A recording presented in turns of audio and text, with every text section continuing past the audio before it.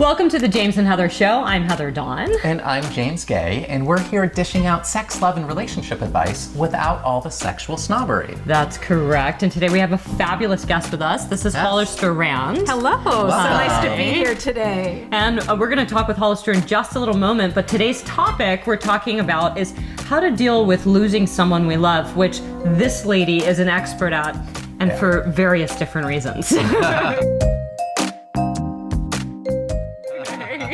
So, first of all, I'm glad we're not talking about sex today. Everybody wants to know, is there sex in the afterlife? Everybody wants to know good that. Question, yeah. Well, the interesting thing is, I hate to let you all down. There is not sex as we know it. Yeah. But it's because love is bigger in the afterlife than it is here.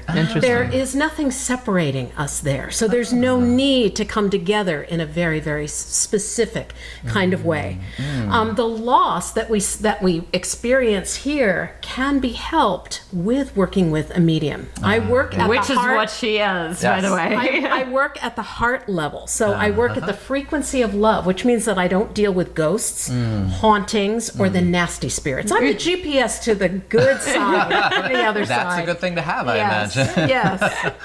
The GPS. Well, and there's different kinds of mediums too, in terms of clairvoyance versus clairsentience versus clairaudibles, right? And you're all clairaudibles. That's interesting. Listening, no, clairaudience. Yes. That was an advertisement for Well, as a medium, I work with all of those skills, and they can be developed. So clairvoyance, being able to see spirit, clairaudience, being able to hear, and clairsentience, being able to feel spirit around you. So all of the clairs, we call them the clairs. Right. And so I work with my students in helping them develop them as well. And you have an assistant named Claire too, don't you? I know. That's going to get confusing. Yes, I know. One more Claire. I have a question for you because you mentioned spirit a couple of times. What happens if you're dealing with someone where the word spirit is like a religious trigger word for them, or they start rolling their eyeballs? Yeah, spirit this or spirit that. What if they don't believe in an afterlife? What if they don't buy any of that stuff? What if someone dragged them to see you because this is what they were told to do? Have you had those kinds of experiences? I have. I have had people who have either been on the fence and not sure what to expect, or people who are absolutely diametrically opposed and want to say this doesn't exist. Sometimes the people who are sitting in the middle will fall into my camp, but if people are very fundamental in any way of thinking, it can be difficult to change their minds. And I'm fine with that. I'm really willing to work with the people who are ready to work with the spirits. Are spirits fundamental too? Well, it's interesting. I once had two fathers. It was a father and a father-in-law come and speak, and one said, "There is no God," to the other father in spirit. And he said, "Yes, there is. There is a God." And the woman who came to see me went, "That was the argument every Christmas morning." That's funny. And I'm still not sure whether that was a true argument that they were still having, or one that they gave me as evidence that they are who they said they were. Wow. Right. So I really don't know the answer to the fundamental questions. Well, and you have a book. Tell us about the book. Yes. I'm like, Yes. I have a book called I'm Not Dead, I'm Different. And I wish I've read this book. Well, I wish that I could take credit for the title. I cannot. It's a very clever title given to me during a session with a family who had lost their son. And the father started to cry, and he said, "He's gone, he's lost."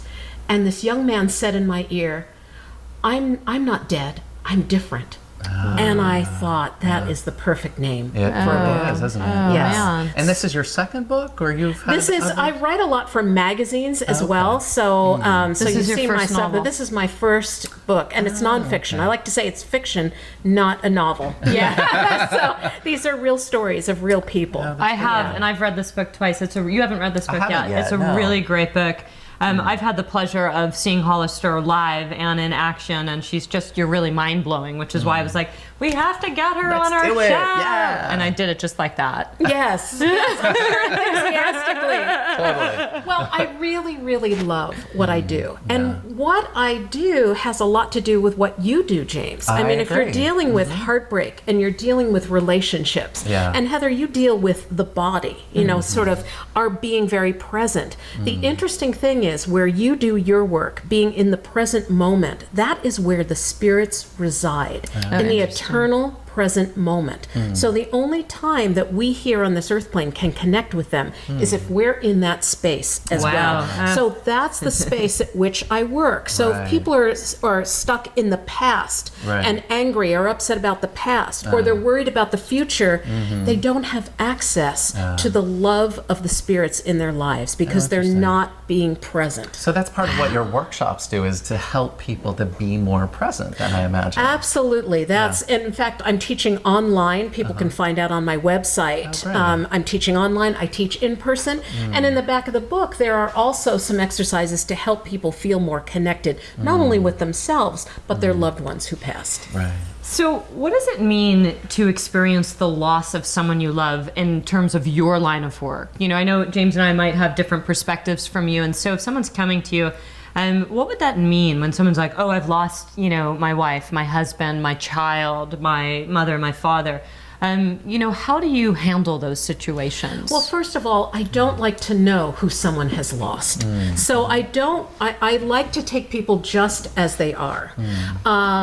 Because I don't like to have an expectation as to who is going to show up. When HarperCollins asked me to write this book, in some ways I was horrified because it specifically is about children in spirit. So I was working and I realized, oh my goodness, I've worked with a lot of parents who have lost children. And I thought, how can I do that? You know, it's such a responsibility it's such to a work. sensitive, It's such a sensitive subject. So in the book, I dealt with what kids say about dying by accident, what children who have passed with abortion or miscarriage, how they present themselves, suicide, drug overdose. So I dealt with all the difficult subjects and what kids in spirit had to say, which is often what spirits in general have to say. But I came at it from that angle rather than loss, because when I work at the frequency of love, it's about reunion. It is not about loss. If I met people in the place of loss, we wouldn't be able to move to the place of reunion. Well, that's what sounds like kind of where the real healing takes place for you as a medium, right? Absolutely. Is that bridge, that relationship divide, or a supposed divide that then you bridge. Well, what I find so interesting about what I do is the stories we tell ourselves about how people have died or how our relationship was with them when they were alive, the stories that we perpetuate and tell ourselves, the spirits will often come with a different perspective. They're passing. Not everybody has instant enlightenment, but there is the opportunity you know what? for I'm growth. out, actually, Hollister. Now that I know that, I thought I was special. Yeah, that's right. Boom, you die, and there you are. You know everything. Perfection.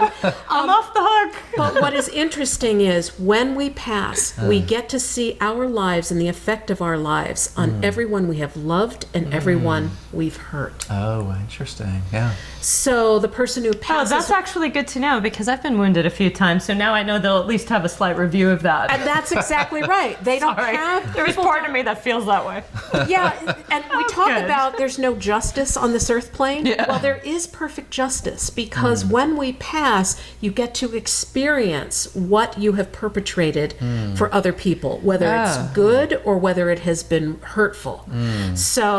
Is there any sort of forgiveness, self-forgiveness, or other forgiveness that happens in that process? Absolutely, because it's all done in the energy of divine love, of this love that is perfection. It's like perfect love, unconditional love, the love that we're always looking for. Yeah, that's so rare too, It's so rare. I have two thoughts running through my head right now. One is the movie Defending Your Life with Albert Brooks, and when he's getting the review of all the good and bad things that he had done, or the useful and not so useful. Did you ever see this film? Oh, you'll love this film. Okay, I'll check it out. You've seen this film? No, I have not. So it's called Defending Your Life. Meryl Streep is in it. Albert Brooks is in it, and you know they're in this way station before they're going to go one way way or another. And Meryl Streep has lived this beautiful life, and so everyone's applauding, and it's like she did all these amazing humanitarian things. And Albert Brooks was always like a sissy. And so every video, and he's sitting there and he's like looking, and you know where you go, but you have to go through this review. And I'm wondering now, as you were saying that, if they took some of the information or the research from this comedy from real life experiences from mediums. I would hope so. I would hope so. And it's not just from mediums, it's from people who have passed and returned, you know, near-death life, you know, near-death experiences and things like that. Well, it sounds like there isn't this place of like vengeance or like the issue. I mean, kind of like what you're saying, Heather, you know, you're hoping that people feel bad for what they've done to you. No, I'm more hoping that some people just get run over by buses.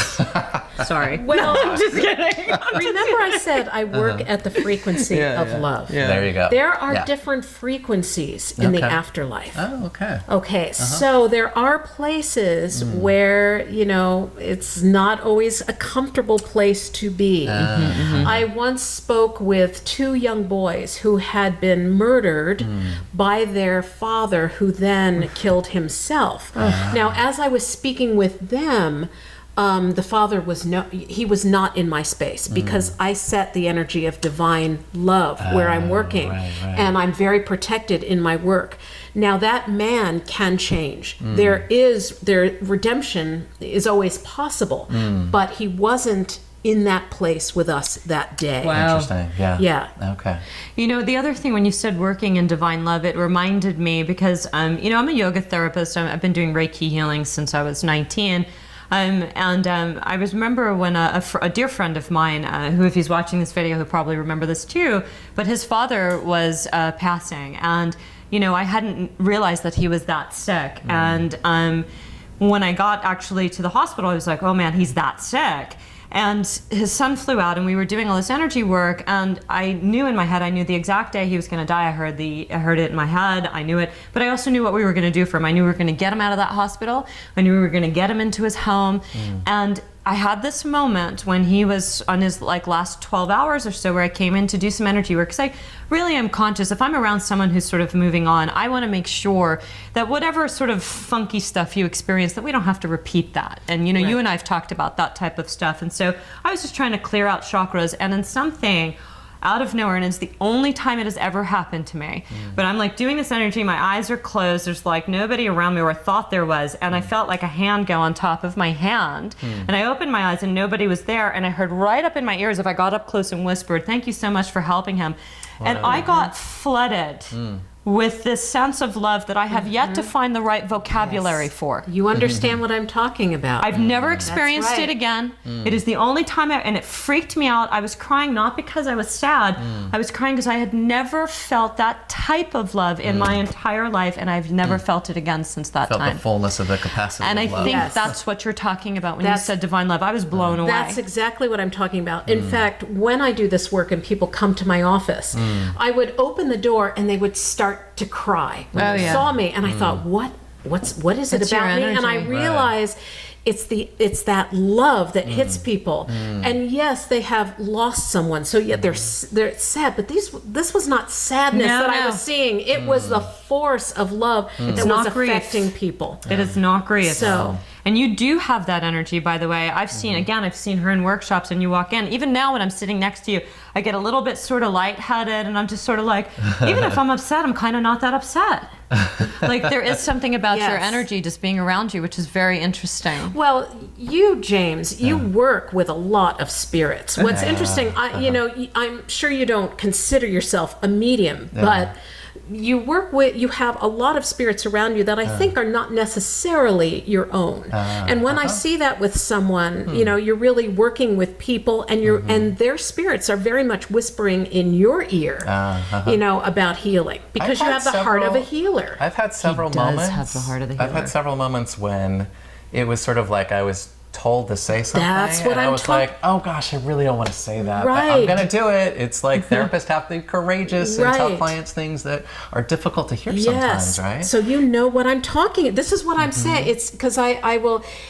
And the interesting thing, you can't go wrong with that. It's not, as a therapist, you say, well, I have a father here who is saying, but when you are inspired, and when I work with students, I will have them expand their energy, and spirits will come and just touch in and inspire them to speak. Yeah. You have seen people who speak who have just this power when they speak. It's almost hypnotic. Sure. I've gotten told that when I'm speaking, and they're just like, Right. "You have such a voice." I'm like, "I do." Right, and that's often spirit sort of touching into your aura, and you have this inspired speech. So interesting. anyone who's connecting at a healing vibration will have that, whether you're working with yoga, whether you're working with Reiki, or whether you're working, with people's psyche. Right. So you have that, and you might even find yourself being drawn to people who have had tremendous illness and are trying to come back from that, or have had near-death things. It feels like more of that's coming. To you. I certainly for many years work with people who are HIV positive. This is what because I'm seeing there is such a group around you, Right. And I'm hearing Joe and John. I mean, you have such a group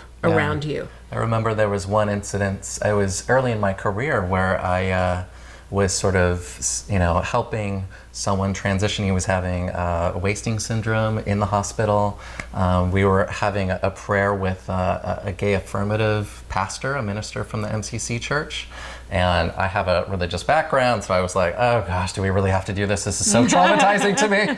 And yet, I was like, okay, gay pastor, all right, let's do this. So we held hands. She had this beautiful prayer, and as it was happening, there was a window, and these birds just flew stationary outside the window. I got like chills. I was like, oh my gosh, this was so powerful. Yeah. It was such a moving experience. You have brought up so many important things, right, in this little story. Yeah. One of which is that we have the opportunity to die consciously now in a way that we have never had. And California State just passed a law, by the way, that it gives us the right today. It goes into effect if we want to take our lives. It's interesting we're doing this. So. Yes. Well, that in years past, 100 years ago, you were dead. You were alive and then you were dead. There was very little opportunity to process that. There were very few long illnesses. I mean, even if you had pneumonia or something, maybe 3 days and that's it. So people died quite suddenly. And now we have the opportunity to really look at our deaths. You're termed terminal. People are living with terminal diseases for months, sometimes years. Yeah. So there's first of all that opportunity. The other thing is, when people are passing, it's not about us. And so often it's like, can I deal with this? Do we have to have Aunt Joe in the room? Do we have to? It's like, oh, a pastor? This is right. Totally. I once had a spirit say to his daughter, the daughter said, when you killed yourself, Dad, you killed me too. And he said, don't make my death about you. All right. Wow. Isn't that the title of your next book? But we do my death that. Is not about you. And this, right? But we do that. Everybody tries to own someone else's death, and the spirits will often release us from what we tell ourselves. We did too much. We didn't do enough. We should have gotten the house. We shouldn't have gotten the house. He shouldn't have gotten the house. There the are word these, should out of your vocabulary. all of this stuff. And so the spirits really work to bring healing around death and dying. Yeah. Dad died, I wasn't there. Mom died, I should have been there. My brother couldn't make it. We have this idea of if they died without us, they didn't want us to be there. Not true. Right. I speak with a lot of spirits, and I've spoken with many, many over the last 30 years I've been doing this. And it's about 50-50. So what's a typical session? I mean, is it like what you just did with James? If somebody were to come to see you, what type of person comes to see you when they've lost someone? Is there a time when they shouldn't come to see you, like right after someone dies? Should they come only if they're willing, not if someone's encouraging them? What would happen in a typical situation? I don't think there is a typical situation. And so when I do this work, I don't have any expectations as to how a session is going to go, because I have to be responsive to not only the person, but to the spirits that show up. So each session is different, which really excites me because, I've never gotten bored. It's really exciting. Sometimes I'll have pets show up. People will often come with an expectation, session, they've just lost a mother, let's say, and that's who they want to talk with. But what's interesting is a cousin who died 20 years prior will be the first person who shows up, and it turns out that there could be either a family secret or a deep wound, or that now the whole family's together, or someone's working on a family tree. So I try not to have people prompt me with questions. I like to see who shows up. And I always know that the spirits have a better agenda than they do.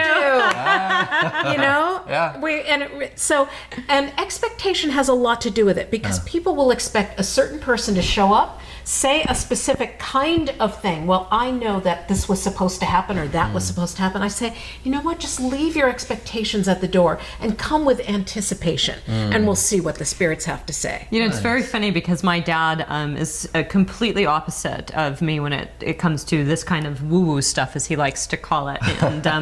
And we have this bet that when he dies, because my dad dealt in death, he dealt in life insurance and estate planning, and so all he did was plan people's financial deaths. That's what he did his whole life.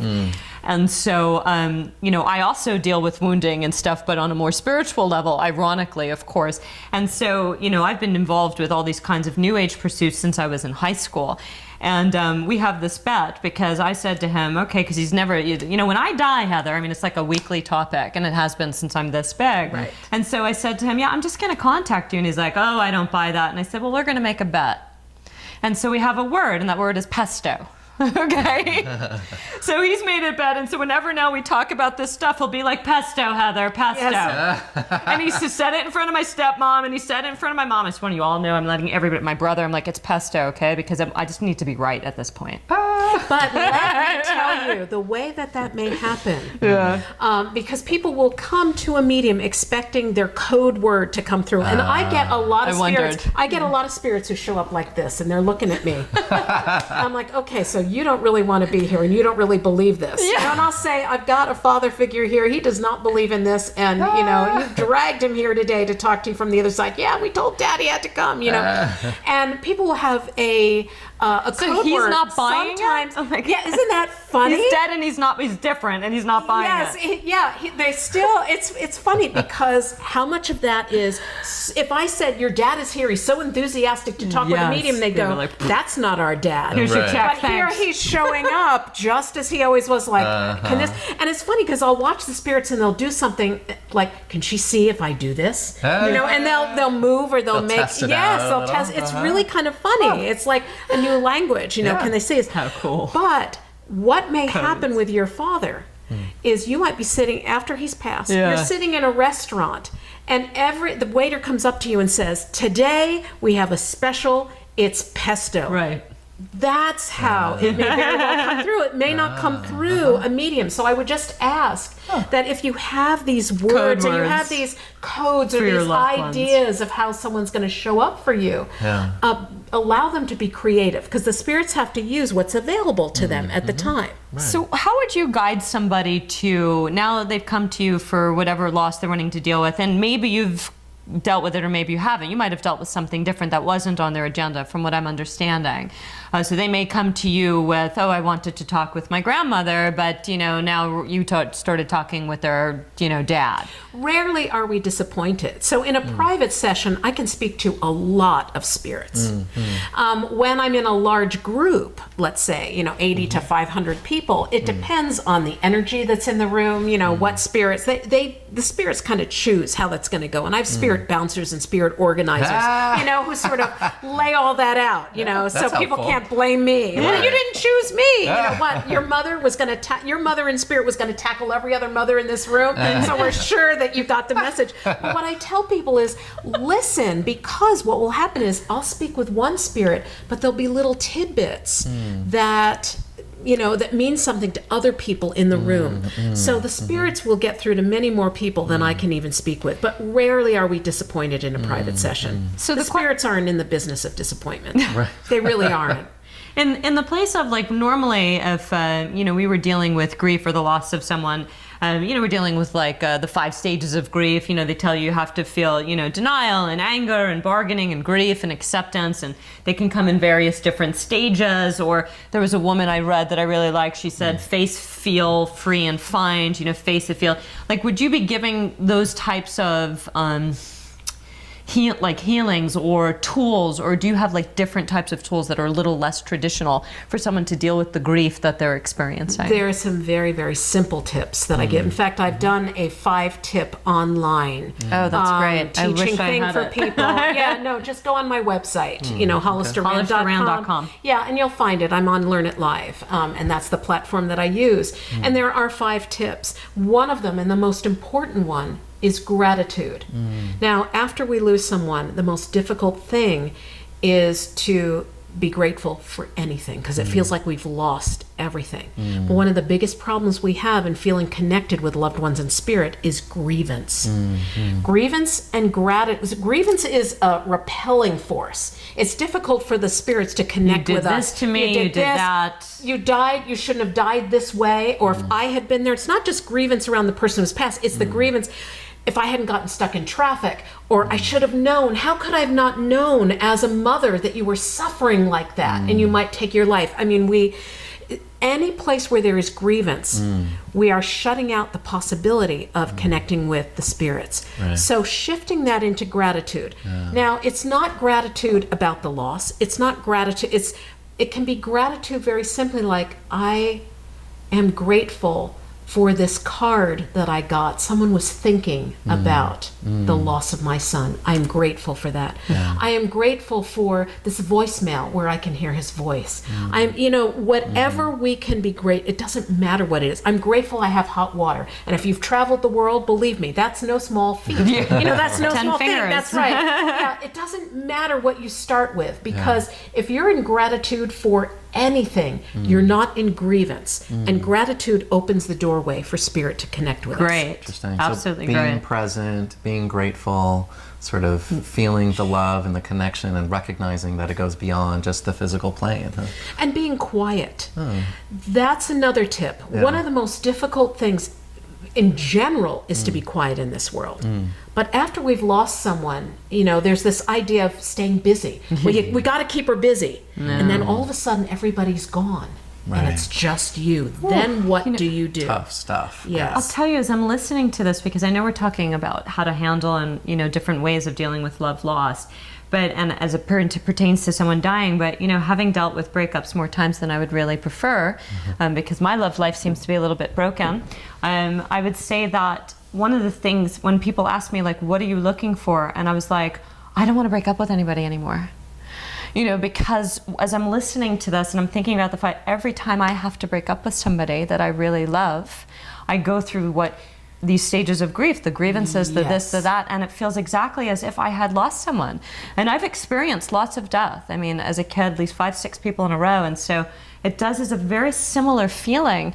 And it's one of the reasons I don't like serial monogamy as a choice of relationship, because the constant breaking up is just like, it's so damn painful, because you withdraw, you go through all these emotions, and it's really horrible. Well, every loss we experience prepares us for death. Yeah. Every single one. I'm pretty prepared. I mean, we are, but it really is about letting go of a lot of things, expectation as to how the relationship was supposed, or how that man was supposed to be, or how you were supposed to be in the relationship. And really everything that we deal with begins to take us to that point where we are leaving behind this planet in the way that we know it, and our physical bodies. So, but yes, grief is grief. I had a car accident last year, and I was sort of really traumatized by the whole thing. And I said to my assistant, Claire, oh my goodness, I am acting like many of the people who come to see me. I'm unfocused. I feel ungrounded. I don't know, so I started practicing the tips, Right. and so there's a traumatic element to grief.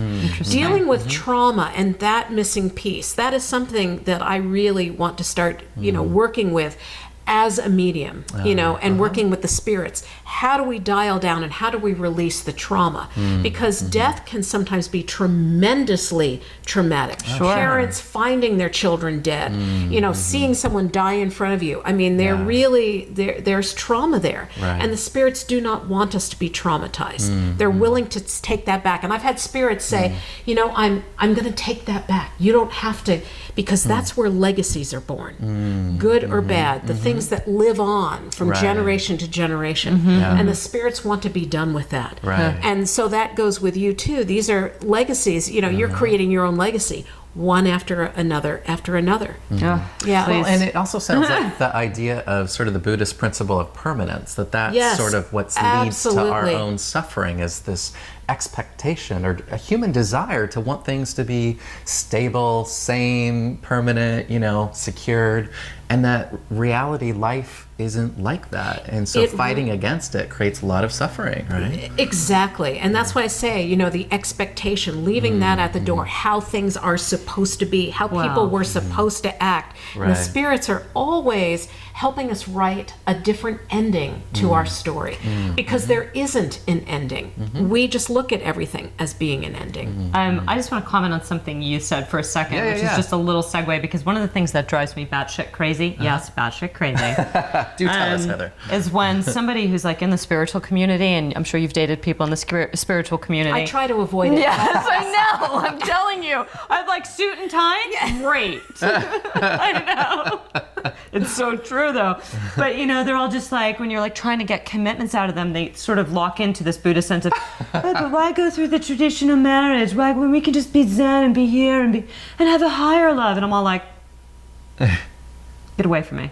Yeah, I'm not talking about. I'm not talking about misusing spiritual principles to but people for it lack drives of me nuts. responsibility. Yeah, right. No, that's very different. Or even so like annoying. spiritual bypasses, where you're like, I can just be zenny and not have to go through grief. It's like, well, Really?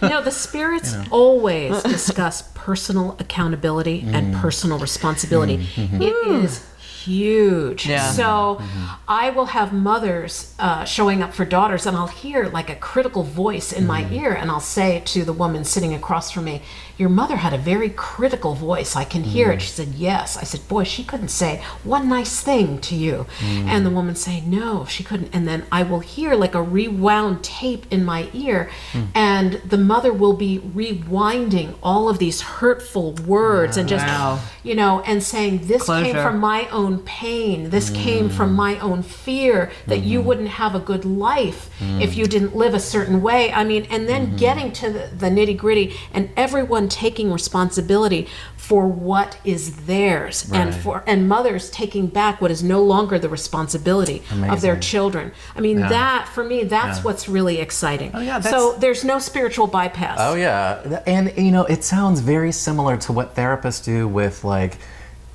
With what we call the multifamily system generational process, where it's like things get passed down from generation to generation, and people come to therapy to go, okay, I want to stop this pattern. How can we do this different? And it sounds like you're doing very similar. The spirits are absolutely, they're part of that process. And they invented it because when you pass, you really get I will have entire families show up, especially if someone has gone on Ancestry.com or is doing something like that. They'll show up and I'll sit down like, wow, look at this family tree. And I had one woman come to me. It was so fascinating because I saw all of these different ethnic groups, and I looked at her and I said, every ethnic group is one which has suffered tremendous oppression. And she looked at me and I said, and you've experienced that in your own life. We let that go that day. Oh, that's great. It was, Beautiful. and it was all of these different groups, not just one, but she had it coming from all directions. Right. And she felt held down her entire life. And she walked away. And so all of her relatives from, areas that she didn't even know, people she hadn't met, her entire family line was there. This is the thing. We think we're alone. Yeah. We are not alone. Yeah. We all have an entourage. Right. Interesting. That's a whole nother, we're going to have you on here again. It's going to be a whole nother concept because I got questions in my head. Yes. Yeah, well, what we do, we all have an entourage. Good or bad, we all have an entourage. Anyway, it's been so great talking to you. Yes. And if there's like one thing you want to leave someone with in terms of how to handle a lost one, or maybe how do they know when they're ready to go back to finding love again? What would be your sort of leave with this I would tidbit? say sit with your heart, knowing that the people you love and you think you've lost are not lost. They haven't gone anywhere. They're looking to find you. You just have to stay where you are and not try to find them. They will come to you. Nice. Thank you so much, Hollister. And please, beautiful. this book, I'm Not Dead, I'm Different. I've read it twice. It is a phenomenal book, and it's so great. And her workshops, hollisterrand.com. You can find her over there. Just And on Facebook. Facebook. What's your Facebook? Hollister Rand. Yeah. There it is. Yep. So thank you very much. I'm Heather Dawn. And I'm James Guay. And if you want to hear our radio episode, same topic, go to thejamesandheathershow.com. You can find our radio podcast SoundCloud there. Yep. And we'll have Hollister on there as well.